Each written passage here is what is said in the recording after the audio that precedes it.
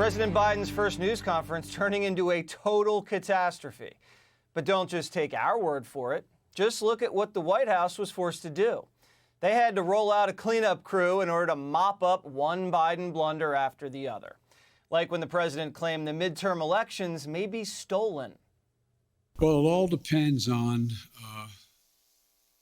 whether or not we're able to make the case to the American people that some of this is being set up to try to alter the outcome of the election. The increase in the prospect of being illegitimate is in direct proportion to us not being able to get these reforms passed. The White House trying to backtrack and is claiming that it's not what the president actually said. Dana P. asked Press Secretary Jen Psaki exactly what Biden meant. Listen. I'm curious if he will continue to say that those 2022 elections will be illegitimate. Well, first, I've talked to the president a lot about this, and he absolutely is not predicting that the 2022 elections would be illegitimate. The point he was raising was both that in 2020, even amongst challenging circumstances, efforts to suppress the vote, and the midst of a pandemic, there was record turnout. He was not making a prediction. He has confidence in the American people, and we're going to do everything we can to protect people's rights. Kamala Harris also being rolled out for mop-up duty. But in true Kamala Harris fashion, she actually made things worse by refusing to answer a simple question. But it's, the bills were debated and they didn't pass. If I may finish. But the specific question, if you don't mind, does he think, now that these bills haven't been passed, that the 22 midterms won't be legitimate or fair or free? Let's not conflate issues. Dana, let's not conflate issues. I don't know what issues they've even agreed upon. It seems like everyone's saying something different at the White House. Well, one thing that's pretty interesting is that Savannah Guthrie over at the Today Show, that was her first question too, right? It's like, what did he mean when he said the elections will be illegitimate? Are you saying that what President Trump said about 2020, which you disavowed, because you say that the 2020 election was legitimate? Good. Okay, fine. Let's maybe all try to agree on that, or some agree on that. I agree with that. Well, then are you saying that this next one is not going to be? Because what? What are the specifics? They've never laid that out. And so then you have the press secretary have to come out and say, actually, no, what he was saying is this, and I can't even remember what her tweet said, but I can imagine that the White House communications team, as soon as he said that, thought, okay, there's one thing that we're going to have to do right away. That issue is not going to go away because it wasn't just Kamala Harris that said what she said. Congressman Jim Clyburn of South Carolina said it as well. So get ready. Buckle up, everybody. We're going to have a big fight again about legitimacy of elections without specifics of concern. The Democrats are expected to lose big time. A lot of seats in this midterm election, and not just in the midterm for Congress, but we're talking about state houses, state races, things like that. So are Democrats trying to set it up that if they lose, those elections aren't legitimate? Where have we heard that before? And where did that really screw things up for everybody? Okay, so there was that. There's just one other thing, I think, the mop-up that was a pretty big deal. And that was the minor incursions are going to possibly be okay now by the Biden administration. Excuse me. Last night, they had to have a national security official, I think it was probably Jake Sullivan, get on the phone and tell everybody, actually, that's not what he meant. But that is exactly what our adversaries and our allies heard. And you saw Zelensky put out a note today. They're trying to walk it back. That was a big blunder. And the media kind of agrees with us, Greg. Listen to the mainstream press just dissect this press conference.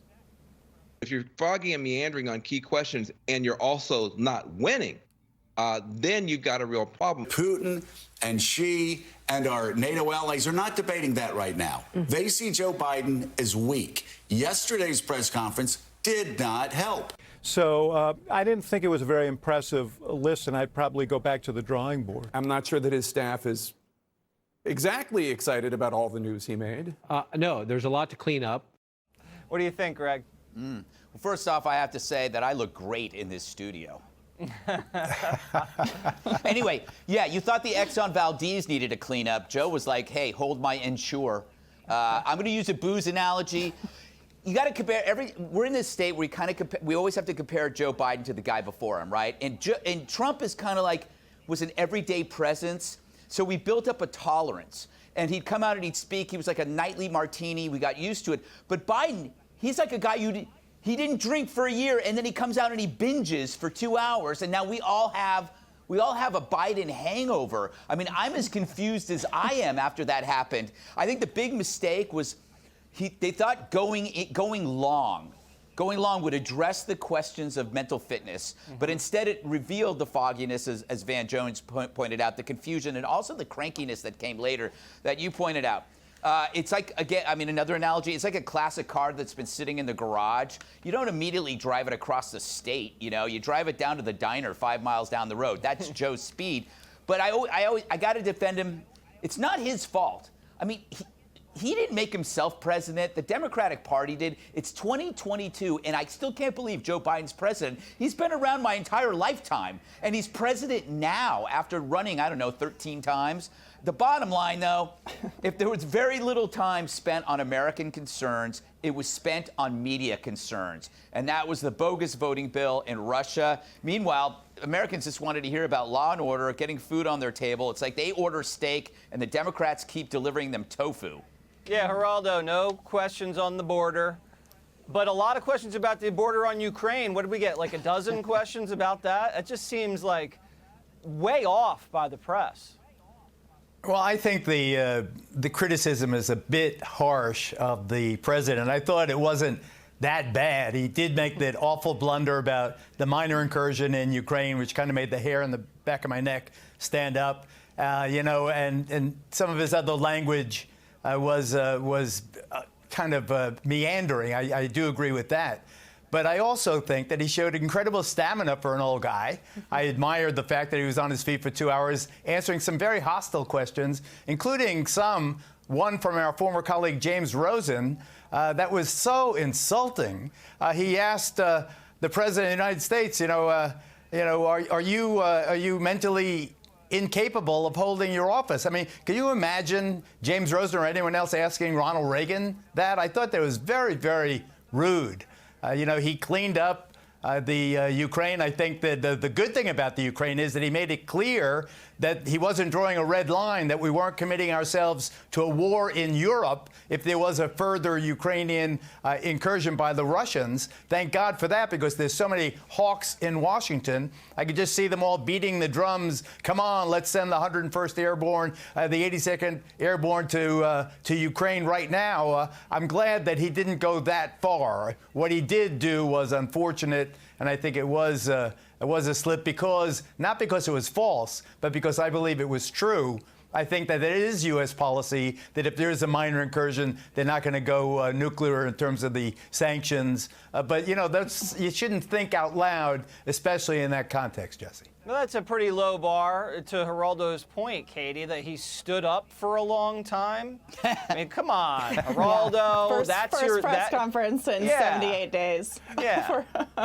Well, first of all, the question about mental acuity was asked because half of the country, including a number of independents in the latest AP poll, have very serious concerns about Joe Biden's mental ability to hold the job. So the question being asked was just a reflection of what people are saying to people calling them on the phone and asking about the president and the job that he's doing.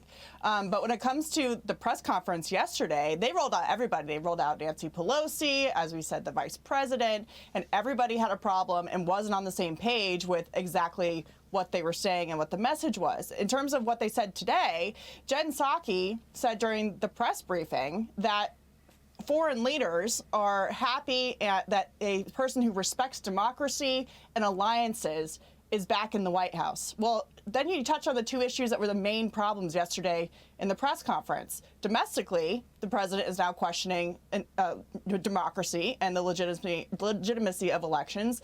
And in foreign policy, our alliances are all over the place. Europe, NATO don't know what they're going to do if Ukraine is invaded. The Ukrainians are very worried about what the United States is or isn't going to do. And the bottom line is there's been no deterrence. This didn't happen under President Trump because there was deterrence. And Putin sees an opening here to do something. And also, the last thing is that because they waited so long to roll Joe Biden out to the public, 78 days since the last press conference, he had no wins to talk about. They had him out there after he lost everything. There was nothing that he won on. They could have put him out a month ago before these bills were voted on and maybe get ahead of it. They didn't do that. They put him out there after he had nothing to go on and when he was a lame duck. And that's why all the questions yesterday had very tough answers. Yeah. Now, before we go, Geraldo, is that your front lawn you're standing in right there? Yes, it is. It is. Okay. And it's quite chilly, but I can take it. Okay. And have you been in that second floor room over your left shoulder? Have you seen that wing of the house? I have not yet visited it, but I assure you that when you guys go on your trip to Wyoming, stop here and we'll visit it together. All right. That's a deal. Hey, Sean Hannity here. Hey, click here to subscribe to Fox News YouTube page and catch our hottest interviews and most compelling analysis. You will not get it anywhere else.